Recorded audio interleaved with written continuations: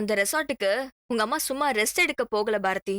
அப்புறம் அங்க சிறந்த மாமியார் மருமகளை டிசைட் பண்ற ஒரு போட்டி நடக்குதாம். அதுக்கு தான் போயிருக்காங்க.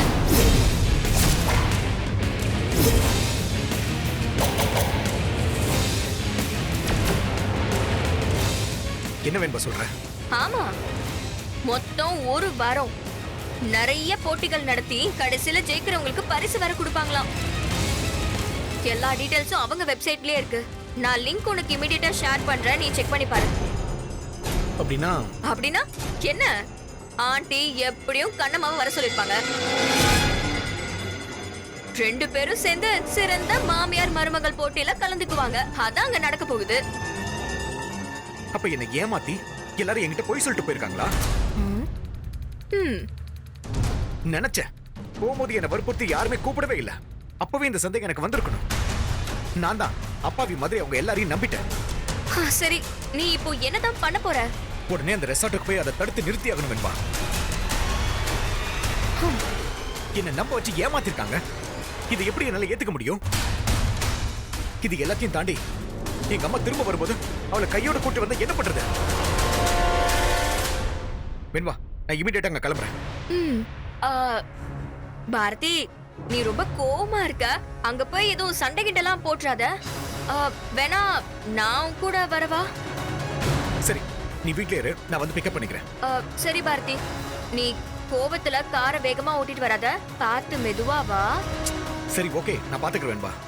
சரி சரி, நீ பார்த்து வா.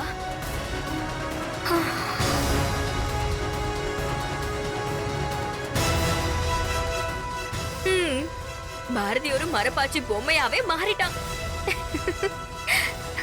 அவனை எப்படி வேணாலும் ஹேண்டில் பண்ணலாம் போலயே.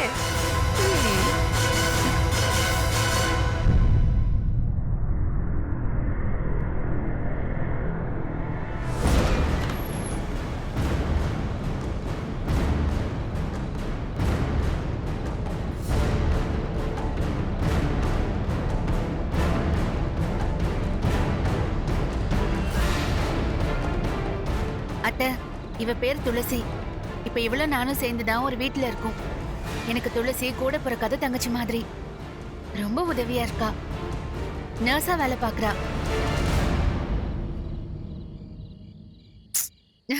நான் ஒருத்தி. இவளை படிக்க வச்சதே நீங்க தானே. அதை மறந்துட்டேன் பாருங்க.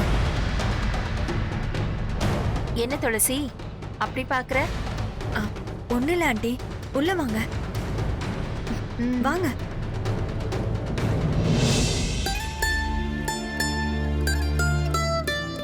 வாங்க ஆண்டி. லக்ஷ்மி,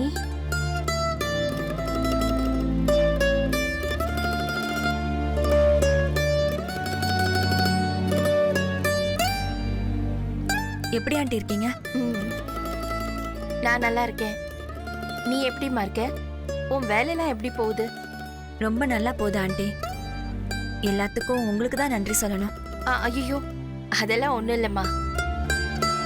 நீ கண்ணம்மாவுக்கு துணையாவும் உதவியாவும் இருக்கல்ல, அதுவே எனக்கு போதும்.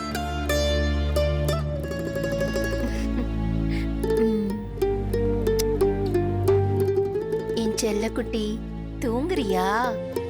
பாட்டி வருவேன், அள்ளி கொஞ்சுவேன்னு மறந்துருச்சாடி தங்கம்? அப்படியே என்ன மாதிரியே இருக்கா? ஆமா அத்தை. ஆளு பார்க்க, தோற்றம், குணம், பேசுறது எல்லாமே அச்சு அசல் உங்கள மாதிரியே தான். எனக்கு பல நேரம் உங்களை பாக்குற மாதிரியே இருக்கும். சரி, நீங்க பேசிட்டு இருங்க.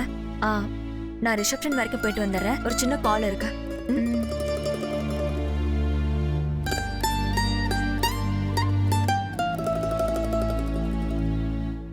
தண்ணி ஏதாவது குடிக்கிறீங்களா அத்தை?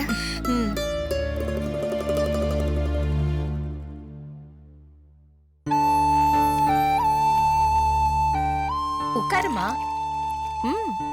உட்காரு. என்னங்க?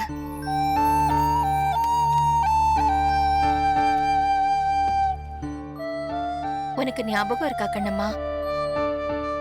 பாரதியும் நீயும் கல்யாணம் பண்ணிட்டு வீட்டுக்கு வரும்போது நீ பயந்து போய் குழந்தை மாதிரி இருப்ப.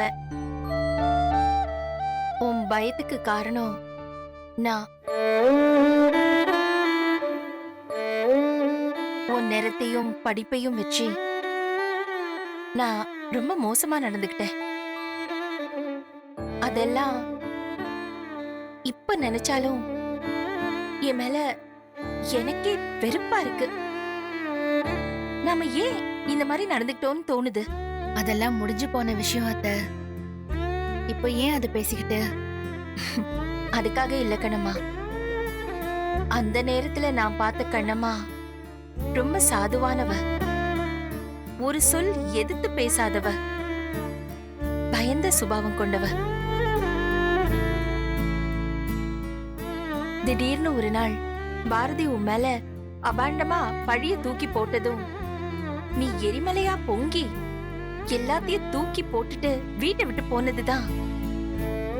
சாது மிரண்டா காடு கொள்ளாதுன்னு சொல்றத நான் நேர்ல பார்த்தேன். ஆனா இந்த 8 வருஷத்துல என்கிட்ட இருந்து ஒரு பைசா கூட வாங்காம நீ உன் சொந்த கால்ல நின்னு லக்ஷ்மிய நல்லபடியா வளர்த்திருக்க.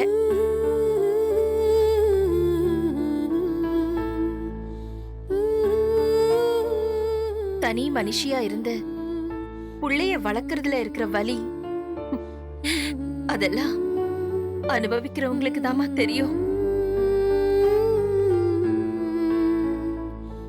ஒரு பொண்ணா தனியா இருந்து வேலைக்கு போய் சம்பாதிச்சு புள்ளையையும் நல்லபடியா வளர்க்கறது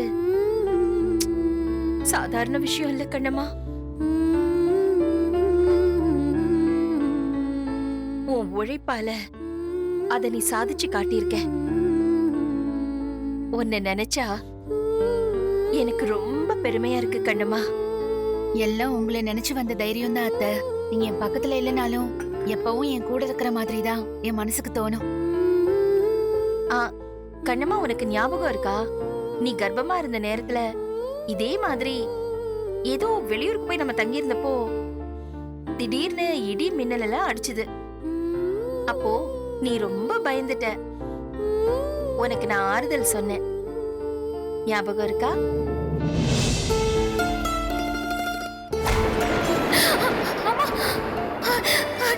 ஏய், என்னாச்சு? ஏய், என்ன இடிய பார்த்தா இவ்வளவு பயப்படுற? நீ என்ன பச்சை குழந்தையா? ஏய், இந்த இடி மின்னலுக்கே நீ பயந்துட்டா வாழ்க்கையில இன்னும் எவ்வளவு பார்க்க வேண்டியது இருக்கு.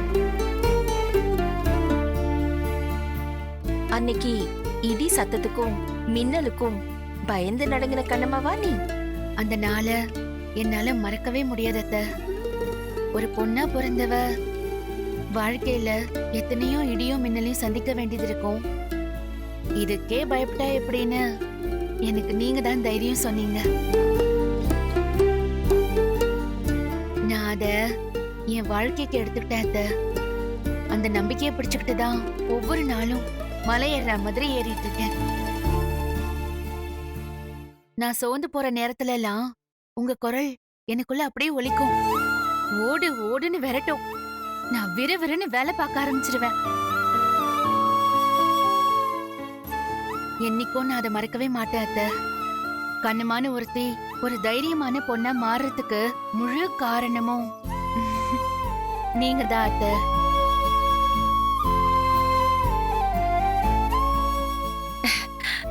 ரொம்ப நாளைக்கு அப்புறம் இன்னைக்கு நான் ரொம்ப சந்தோஷமா இருக்கேன் கண்ணம்மா. இந்த மாதிரி ஒரு நாள் எப்போ வரும்னு இதுக்காக நான் எத்தனை நாள் காத்துட்டு இருக்கேன் தெரியுமா? கண்ணம்மா, என் மடியில படுத்துக்கிறியா? நான் உனக்கு அம்மா மாதிரின்னு அடிக்கடி சொல்லுவேன்ல. அம்மா மடியில படுக்க இவ்ளோ யோசிப்பியா?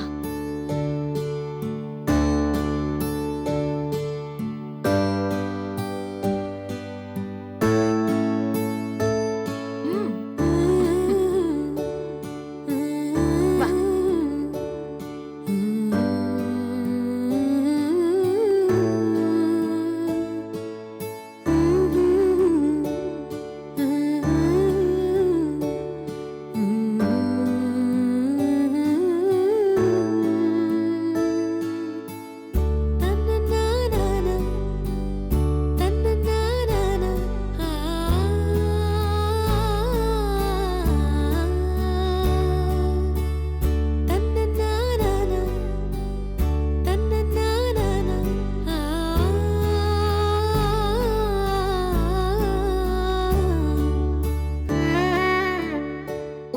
அமைதியான பொண்ணா பார்த்தவ இன்னைக்கு எப்படி ஒரு ஆளா மாறிட்ட. ஒரு பொண்ணு எப்படி தைரியமானவளா இருக்கணுங்கிறதுக்கு இன்னைக்கு அடையாளமே நீதான் கண்ணம்மா. எங்களெல்லாம் விட்டு பிரிஞ்சு தனியா வாழற இந்த 8 வருஷத்துல நீ இந்த உலகத்தை நிறைய படிச்சிருப்ப, எவ்வளோ மனுஷங்களை பார்த்திருப்ப. உனக்கு கிடைச்சிருக்கிற இந்த அனுபவம் பெரிய பொக்கிஷம் மாதிரி கண்ணுமா. இதுல கிடைக்கிற தன்னம்பிக்கை, பக்குவம், நிதானம் வாழ்க்கையோட கடைசி வரைக்கும் உன் கூடவே வரும். என் மனசார சொல்றேன், நீ என்னைக்கும் நல்லா இருப்ப, நல்லா இருக்கணும்.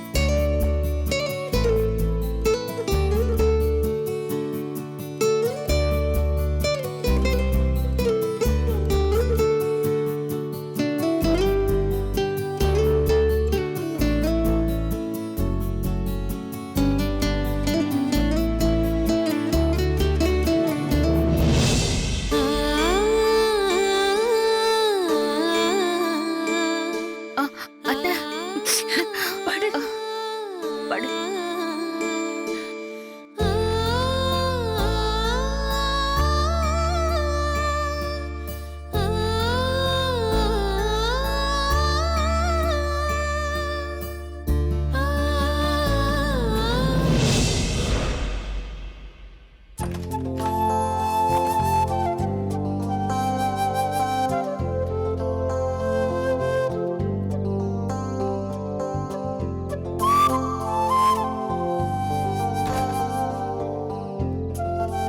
ஹாய். இன்னும் தூங்கலையா? இல்லைங்க, தூக்கம் வரலங்க. உங்களுக்கும் தூக்கம் வரலையா? ஆமாங்க, புதிய இடம் போனாலே எனக்கு தூக்கம் வராது. காலையில எங்க வண்டி ரிப்பேர் ஆகி நின்னப்போ ரொம்ப சரியான நேரத்துல வந்து உதவி செஞ்சீங்க. ரோட்ல அடிபட்டு கிடந்தா கூட வேடிக்கை பார்த்துட்டு கிராஸ் பண்ணி போறவங்க எத்தனையோ பேர் இருக்காங்க. நீங்க செஞ்சது நிஜமாவே பெரிய விஷயம். இதுல என்னங்க இருக்கு? இதெல்லாம் மனுஷனுக்கு மனுஷன் செய்ய வேண்டிய உதவி. சரி, அதெல்லாம் விடுங்க. உங்க பேர் நான் அப்பவே கேட்கணும்னு நினைச்சேன். உங்க பேர் என்ன? என் பேரு கண்ணம்மா. கண்ணம்மாவா? ம். செம்ம பேருங்க. ஐம் சந்தியா. ஹாய்.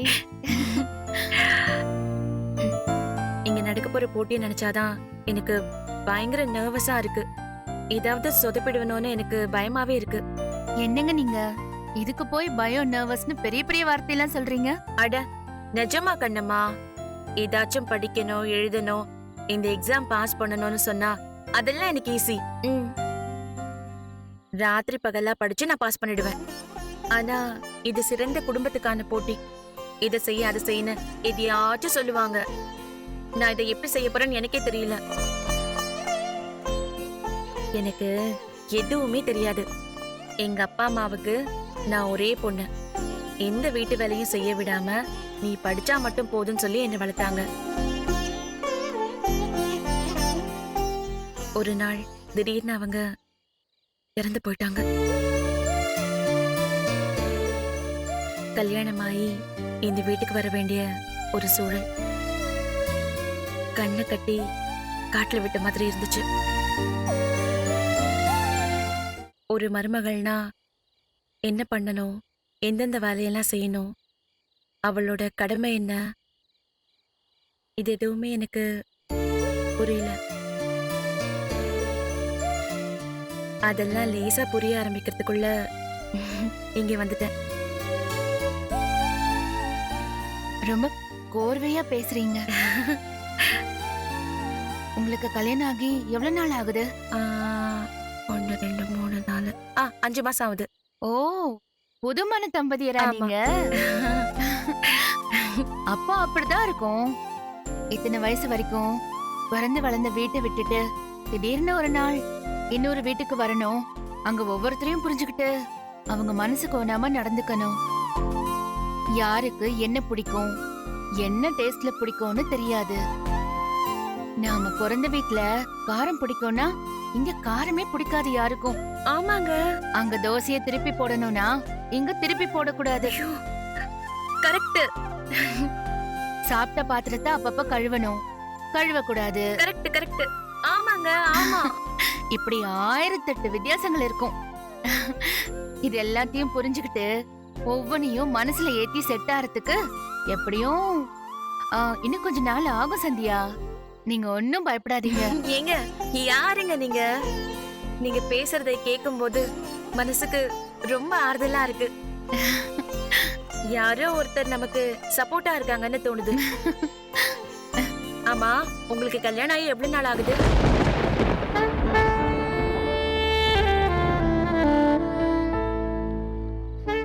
கண்ணம்மா சொல்லுங்க, எவ்வளவு நாள் ஆகுது? கிட்டத்தட்ட 10 வருஷம் ஆகுது. 10 வருஷமா? அப்ப என்னை விட நீங்க சீனியரா? ஆனா பார்த்தா நீங்க அப்படி தெரியலையே. ஆமா, உங்க ஹஸ்பண்ட் எங்க? வரலையா அவரு? ஏய் கண்ணம்மா, என்ன ஆச்சு? இன்னும் வரலையா? ஒருவேளை வேற எங்கேயாச்சும் வெளிநாட்டுல இருக்காரா? இல்ல சந்தியா, இங்கதான் இருக்காரு. அப்புறம் ஏங்க வரல? அது ஒரு பெரிய கதை, விடுங்களேன். என்ன கண்ணம்மா இப்படி சொல்றீங்க? நான் காலையில இருந்தே உங்களை பாக்குறேன். எல்லா விஷயத்திலயுமே நீங்க ரொம்ப முதிர்ச்சியா நடந்துக்கிறீங்க. மேடையில உங்க அத்தையும் நீங்களும் நடந்து வந்து நின்ன அந்த விதமே அவ்வளோ நல்லா இருந்துச்சு. மேடைக்கு கீழே நீங்க 2 பேருமே சிரிச்சு பேசிக்கிட்டதுல ஒரு அன்பும் பாசமும் இருந்தத நான் கவனிச்சேன். ஆனா நீங்க என்னமா இப்படி சொல்றீங்க? நீங்க இப்படி சொல்றதை கேட்கும்போது நிஜமாவே மனசுக்கு ரொம்ப வருத்தமா இருக்கு. நீங்க பார்த்ததுல ஒன்னும் தப்பு இல்ல. அந்த அன்பும் பாசமும் நிஜம். ஆனா எனக்கு பிரச்சனை என் அத்தை கூட இல்ல. உங்க ஹஸ்பண்ட் கூடவா?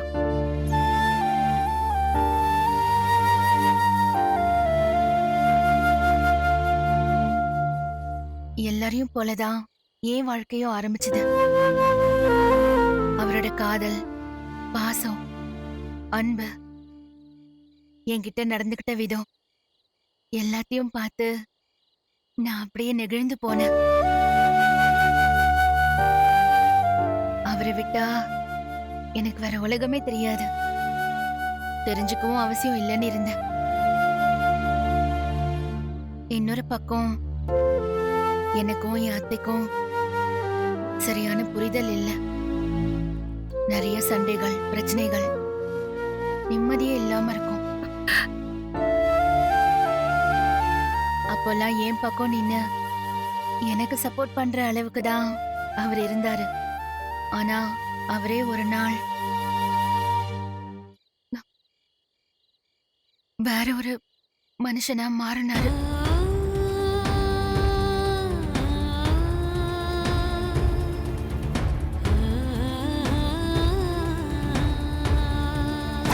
இவன் வயித்துல வளர குழந்தை என்னோடதும் இல்ல.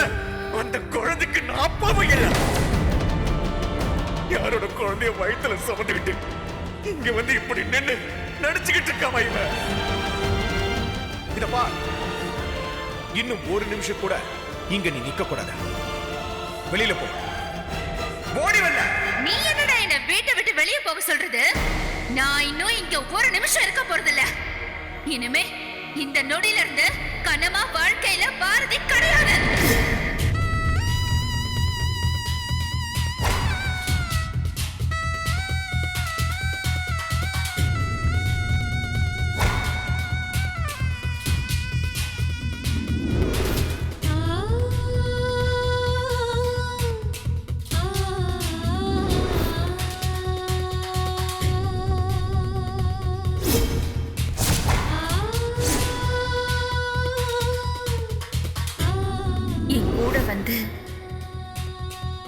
ஒரு வாரம் இருப்பியா கண்ணுமா? இல்ல அத்தை, இது சரி வராது. சரி விடு, நான் எப்படி போனா உனக்கு என்ன? மனநோயால செத்தா உனக்கு என்ன? சரி, நான் கிளம்புறேம்மா. அத்தை, நான் வரேன்.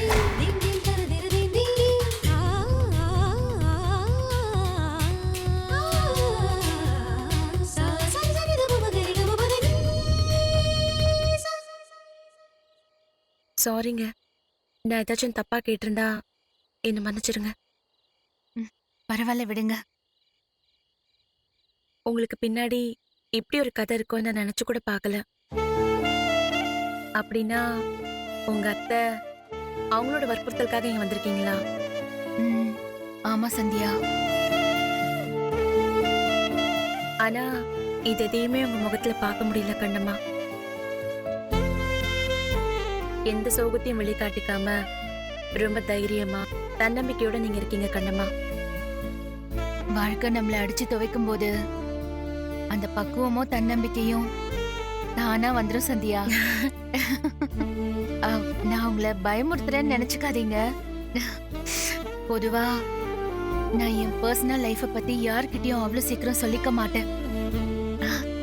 ஏதோ உங்களை பார்க்கும்போது ஒரு நெருக்கமான தோழி மாதிரி எனக்கு ஒரு உணர்வு.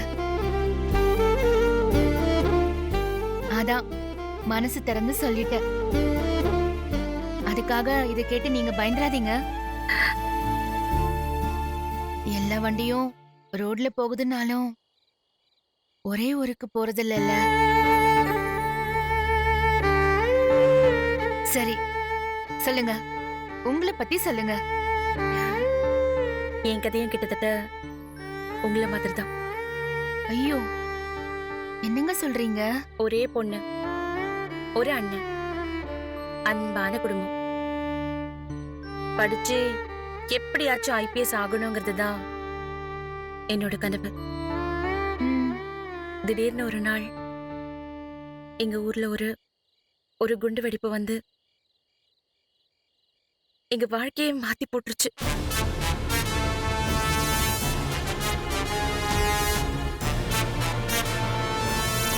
சந்தியா, ஒரு நல்ல வரன் வந்திருக்கு. பையன் நல்லா படிச்சிருக்கான்.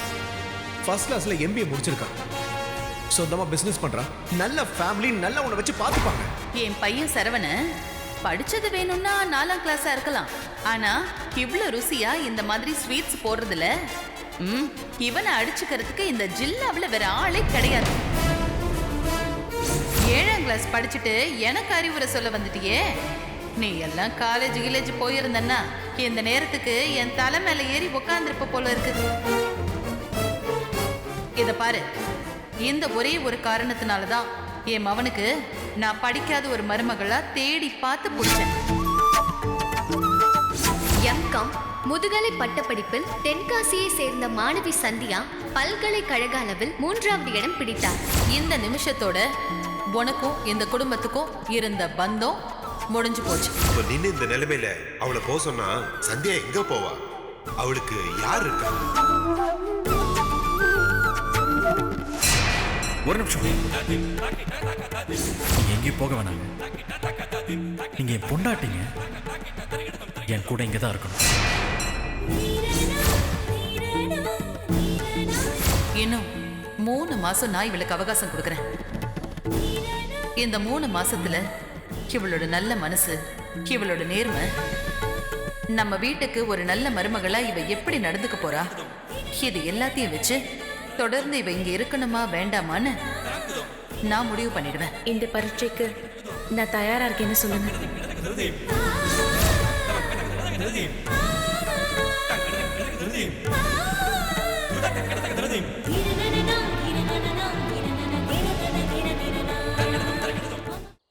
உங்க வாழ்க்கையிலயும் இதெல்லாம் இருக்கா?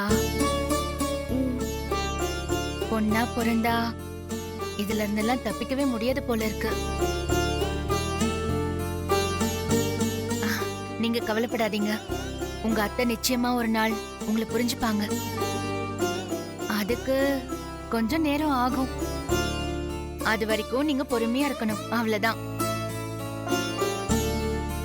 ஆனா நான் ஒன்னு சொல்றேன், கேட்டுக்கோங்க. இந்த பிரச்சனை எல்லாத்தையும் ஒதுக்கி வச்சுட்டு இந்த போட்டியில நீங்க ஜெயிக்கணும்.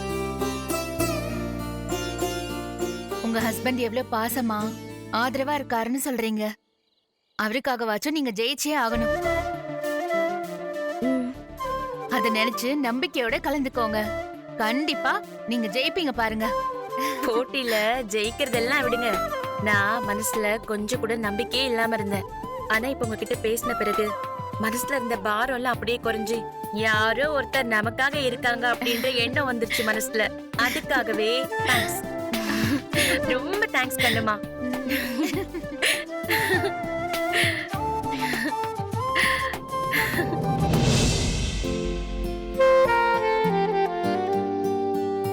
ஏன் லக்ஷ்மி, கண்ணம்மா கராத்தே கிளாஸ் ஏரியான்னு சொன்னதும் அவ்வளவு சீக்கிரமா ஓகேன்னு சொல்லிட்ட? உனக்கு கராத்தேனா அவ்வளவு பிடிக்குமா? ஆமா சித்தி, எங்க ஸ்கூல் கிரவுண்ட்ல ஒரு நாள் விட்டு ஒரு நாள் சாயங்காலம் ஒரு மாஸ்டர் வந்து கராத்தே கத்து கொடுக்கறாரு. தேவைப்படுறவங்க காசு கொடுத்து கத்துக்கலாம். நிறைய பேர் அவர்கிட்ட கத்துக்கறாங்க. எனக்கும் ஆசையா தான் இருக்கும். ஆனா அம்மா பாவம் ஏற்கனவே காசுக்கு கஷ்டப்படுறாங்கன்னு நான் கேட்கவே இல்ல. ஆனா இப்ப கேட்டாங்களா, அதான் உடனே ஓகே சொல்லிட்டேன். அப்படின்னா உனக்கு இன்னொரு விஷயம் தெரியுமா? கராத்தே கிளாஸ் மட்டும் இல்ல, இங்க ஸ்விம்மிங்கும் கத்து கொடுக்கறாங்க. அதுக்கும் போறியா? ஸ்விம்மிங்கா? நிஜமாவா சித்தி சொல்றீங்க? நிஜமா தான் சொல்றேன். ஆனா அது காசு கட்டணுமே. காசை பத்தி உனக்கு என்ன கவலை? ஸ்விம்மிங் கிளாஸ் நான் சேர்த்து வர்றேன், நீ போறியா? ரொம்ப தேங்க்ஸ் சித்தி. ஹே,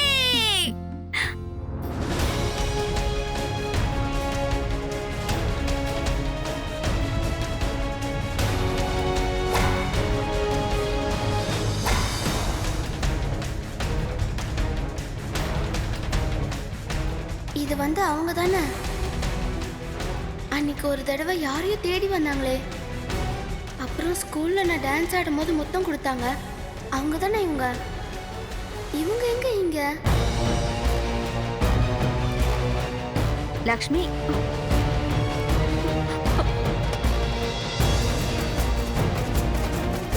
என்னாச்சு லக்ஷ்மி?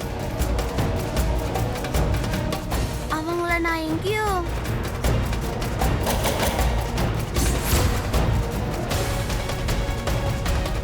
அச்சச்சோ, யாரை இவ பார்க்க கூடாதுன்னு கண்ணம்மா நினைச்சாலும் கரெக்டா அவங்களே பார்த்துட்டாலே. அவங்க யாருன்னு தெரியல. நீ வா, நம்ம போலாம். ஐயோ சித்தி, எனக்கு அவங்கள தெரியும். 2-3 தடவை பார்த்திருக்கேன். நீ வா, நான் சொல்றேன்ல. இருங்க பாட்டி. பாய். பாட்டி, லக்ஷ்மி, லக்ஷ்மி சொல்றது கேளு, வா. பாட்டி, லக்ஷ்மி, பாட்டி என்ன தெரியுதா உங்களுக்கு? நல்ல தெரியுமேடா. சௌந்தர்ய லக்ஷ்மி அதானே உன் பேரு? என் பேரை கூட கரெக்டா ஞாபகம் வச்சிருக்கீங்க. சூப்பர் பாட்டி நீங்க.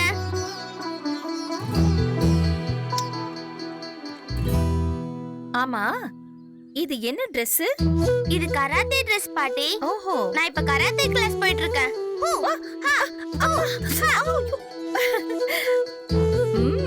கராத்தேல உனக்கு தெரியுமா? இது வரைக்கும் தெரியாது பாட்டி. இப்பதான் கத்துக்க போறேன். ஆஹா. ஐயோ, ஏய், அப்படின்னா உன்கிட்ட உஷாரா பழகணும் போல இருக்கே. ஏதாவது வம்பு பண்ணா என்ன அடிச்சிருவ போல இருக்கே. உங்களெல்லாம் அடிக்க மாட்டேன். யார் வம்பு பண்றாங்களோ அவங்கள தான் அடிப்பேன். சரி சரி சரி.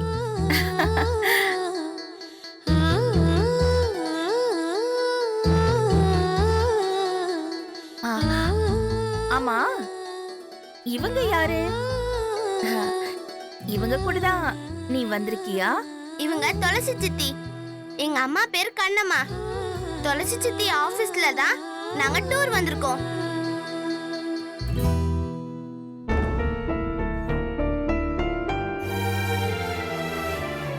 ஆமா, நீங்க எதுக்கு பாட்டி வந்திருக்கீங்க? அது நான் சும்மா ஹாலிடேக்கு இங்க சுத்தி பார்க்க வந்திருக்கேன். தனியாவா வந்திருக்கீங்க? இல்லம்மா, நான் ஃபேமிலியோட தான் வந்திருக்கேன். பசங்கெல்லாம் அந்த பக்கம் இங்க சுத்திக்கிட்டு இருக்காங்க. சரி பாட்டி, எனக்கு நேரம் ஆகுது. நான் கராத்தே கிளாஸ்க்கு கிளம்புறேன். ஓ, ஆல் தி பெஸ்ட். ஆமா, இன்னைக்குதான் முதல் கிளாஸுக்கு போறியா? ஆமா பாட்டி. ஐயோ, முதல் கிளாஸுக்கு போறேன்னு சொல்ற. உனக்கு ஏதாவது gift தரணுமே. ஆ, உடனே தர்றதுக்கு என்கிட்ட இப்போ எதுவும் இல்ல. ஆ, ஆ, அடுத்த முறை உன்னை பார்க்கும்போது கண்டிப்பா உனக்கு நான் gift தரேன். gift எல்லாம் ஓகே தான். ஆனா தெரியாதவங்க கிட்ட gift எல்லாம் வாங்க கூடாதுன்னு எங்க அம்மா சொல்லிருக்காங்க.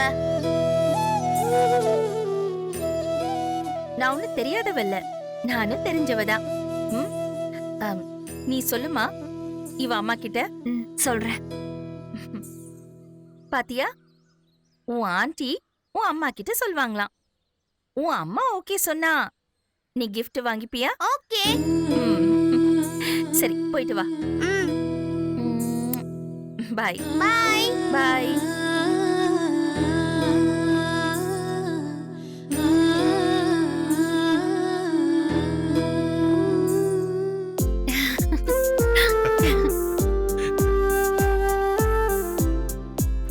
இந்த சேலை உனக்கு ரொம்ப அழகா இருக்கு. இது நீங்க எடுத்து கொடுத்ததுதான் அத்தை. நானா? என்னம்மா சொல்ற? ஆமா அத்தை, முதல் கல்யாண நாளுக்காக எடுத்து கொடுத்தீங்க. வருஷத்துல ஏதாச்சும் ஒரு நாள் 2 நாள் கட்டுவேன், அப்புறம் எடுத்து வச்சிருவேன். இந்த வருஷத்துல இப்பதான் முதல் தடவையா கட்டியிருக்கேன். பாத்தியா சௌந்தர்யா, நீ எடுத்து கொடுத்த புடவைய கண்ணம்மா பொக்கிஷம் மாதிரி பாதுகாத்து வச்சிருக்கா.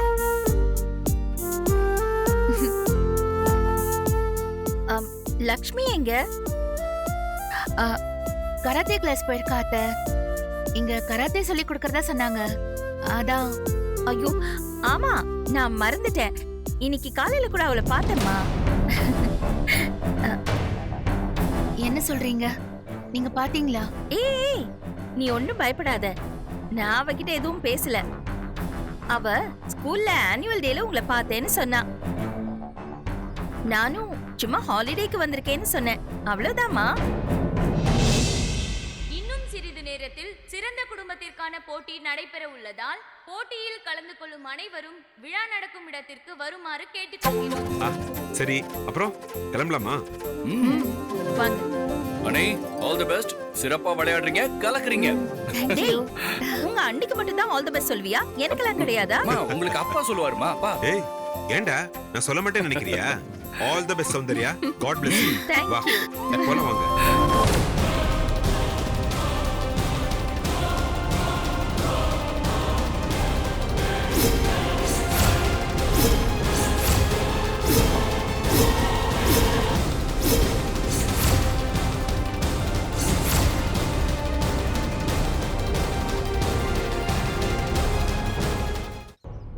இவ எப்படி சௌந்தர்யா இங்க வந்தா? எல்லாம் கூட இருக்காளே, அவ வேலையா தான் இருக்கும்.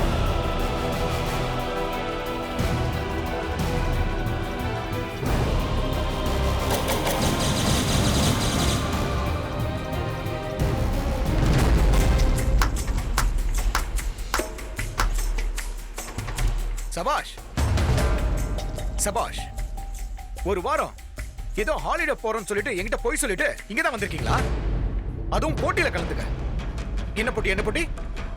சிறந்த மாமியார் மருமகள் போட்டியா? கேட்கும் போது எனக்கு சிரிப்பா வருது. இதெல்லாம் நீங்களா பண்றீங்க?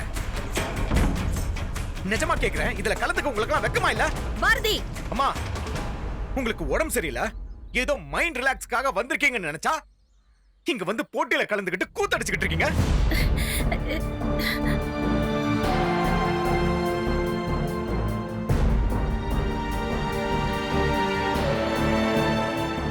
என்னம்மா இதெல்லாம்? என்ன பார்த்தா உங்களுக்கு எப்படி இருக்கு? ஆமாடா, உண்மையை சொன்னா நீ விட மாட்ட. அதனாலதான் நான் போய் சொன்னேன். ஏன் சந்தோஷத்துக்காக நான் ஆசைப்பட்டதை செய்வேன். அதனால உனக்கு என்னடா வந்துச்சு? நீ யாருடா இதெல்லாம் கேட்கறதுக்கு? என்னம்மா, நான் கேட்காம வேற யாருமா கேப்பா? இது என்னோட வாழ்க்கை சம்பந்தப்பட்ட விஷயம். என்ன அசிங்கப்படுத்திட்டு போன இவ கூட சேர்ந்துக்கிட்டு நீங்க இப்படி எல்லாம் பண்ணுவீங்க? நான் அமைதியா வேடிக்கை பார்த்துக்கிட்டு இருக்கணுமா?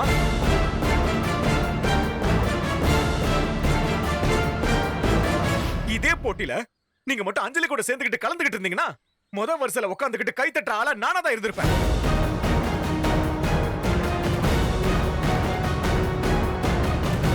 அதை விட்டுட்டு போய் போய் இவ கூட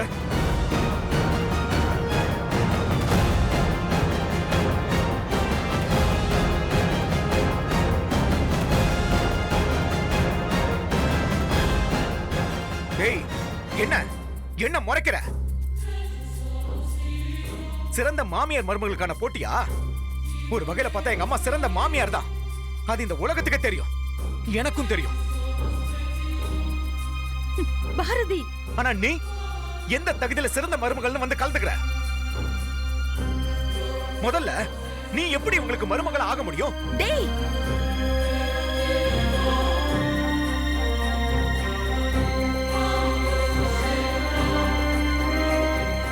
அந்த வீட்டை விட்டு துரத்தி உனக்கு 8 வருஷம் ஆகுது. உனக்கும் எனக்கும் ஒட்டு இல்ல, உறவு இல்லைன்னு ஆயிடுச்சு. அதுக்கப்புறமும் எப்படி நீ உன் மனசுல மருமகன் நினைச்சுக்கிட்டு இருக்க? அசிங்கமா இல்லையா உனக்கு?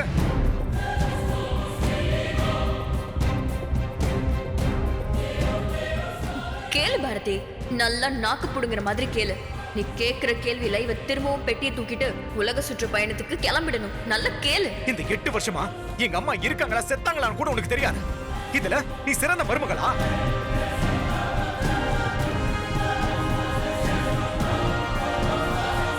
ஏய், அதெல்லாம் கூட விடுடி. மருமகனா என்னன்னு உனக்கு தெரியுமா?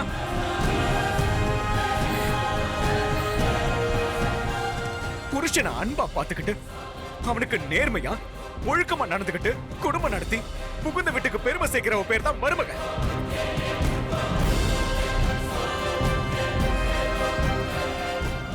நீ தான் அந்த கேட்டகரியிலே வரமாட்டிய. அப்படி எப்படி இதுல கலந்துக்கிற? பதில் சொல்லு. பாரதி, நீ தேவையில்லாம பேசிக்கிட்டு இருக்க. அப்பா, தேவை இருக்கிறதுனால தான் பேசுறேன். என்ன ஏமாத்திட்டு நீங்க எனக்கு தெரியாம எல்லாத்தையும் பண்ணுவீங்க. நான் வாயை முட்டு அமைதியா போகணுமா? டேய் பாரதி, ஏன்டா அப்படி எல்லாம் பண்ற? இது பொதுவான இடம்டா, கொஞ்சம் அமைதியா பேசு. இல்லனா வீட்டுக்கு போ, மத்த அப்புறம் பேசிக்கலாம். இத பாரு, இது எனக்கும் அம்மாக்கும் இருக்கிற பிரச்சனை. இதோ இங்க இருக்கால இவளுக்கு இருக்கிற பிரச்சனை. இதுல தேவையில்லாம வராத. அவ்வளவுதான் சொல்லிட்டு. அகில், கொஞ்சம் அமைதியா இரு. அதான் அத்தை மாமா இருக்காங்கல்ல. ஏய், சொல்லு, உன் திட்டம் என்ன? இத்தனை வருஷத்துக்கு அப்புறம் என் அப்பா அம்மாவோட சேர்ந்து சுத்திக்கிட்டு இருக்கியே, உன் பிளான் தான் என்ன?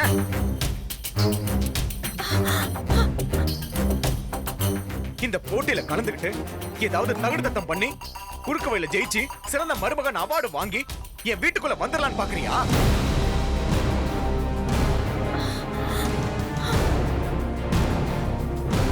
நெவர். அது மட்டும் நடக்கவே நடக்காது. திரும்ப என் வீட்டுக்குள்ள வந்துடலான்னு கனவுல கூட நினைக்காத. ஏய், வாயை மூடு.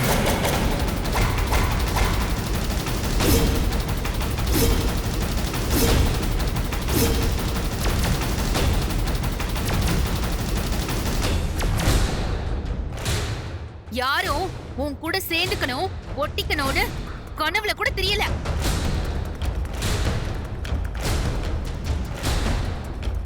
நான் ஏற்கனவே சொன்ன மாதிரி நீயா என் கால்ல விழுந்து கதறி அழுது உன் கண்ணீரால என் கால் பாதத்தை கழுவினா கூட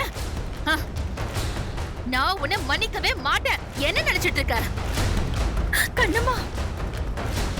இதுல இவர் கூட சேர்ந்து வாழ அலையறாங்களாமா. நீ நினைச்சிட்டு இருக்கியா என் மனசுல உன்னை செல்லா காசா கூட மதிக்கலன்னு உனக்கு தெரியுமா? இத பாரு, இத்தனை பேருக்கு மத்தியில வச்சு சொல்றேன். இப்ப தெரிஞ்சுக்கோ, நான் ஒன்னும் உனக்கு தெரியாம ஒட்டி உறவாடி உன் குடும்பத்தோட ஒண்ணு சேர்றதுக்கு இங்க வரல. நான் வந்தது என் அத்தைக்காக.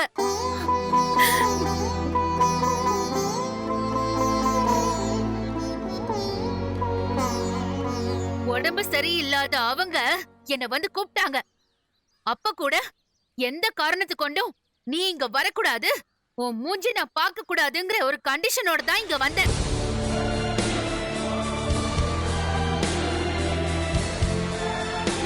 அத்தையும் அதுக்கு சம்மதிச்சு வாக்குறுதி கொடுத்தாங்க. சும்மா தேவையில்லாத வார்த்தையெல்லாம் என்கிட்ட விடாத.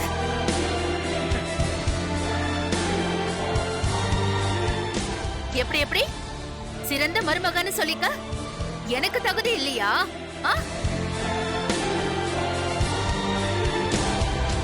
யோ, நீ யார் ஏன் தகுதியை பத்தி பேச? அத சொல்றதுக்கு முதல்ல உனக்கு என்ன தகுதி இருக்கு?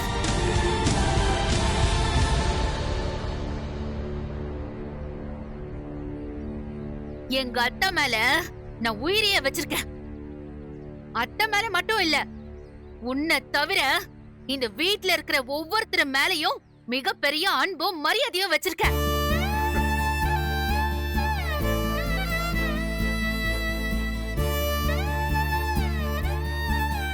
எல்லா நாளும் ஒவ்வொரு நிமிஷமும் என் அத்தையோட குடும்பம் நல்லா இருக்கணும்னு நான் மனசார கடவுளை வேண்டிட்டு இருக்கேன்.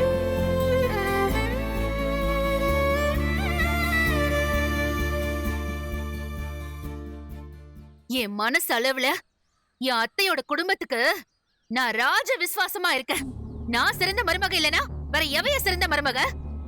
ஓ மனசுல சிறந்த மருமகன்னு வேற எவ்வளையாச்சும் நினைச்சிருக்கலாம். ஆனா அவளுக்கு எல்லாம் இந்த உலகத்துல வாழறதுக்கு கூட தகுதி இல்லைன்னு எனக்கு தெரியும். நிறுத்துறி.